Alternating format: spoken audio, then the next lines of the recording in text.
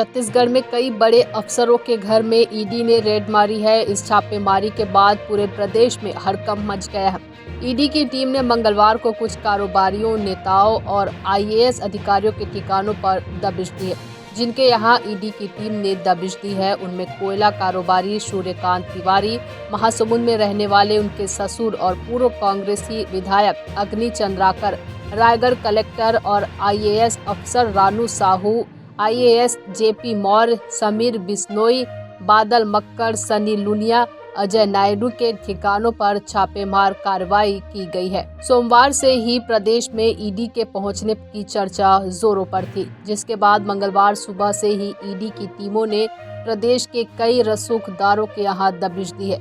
ED की यह कार्रवाई जुलाई महीने में इनकम टैक्स के छापे के बाद हुई है। जुलाई में इनकम टैक्स विभाग की टीम ने कोयला कारोबारी सूर्यकांत तिवारी सहित कुछ अफसरों के यहाँ भी छापा मारा था।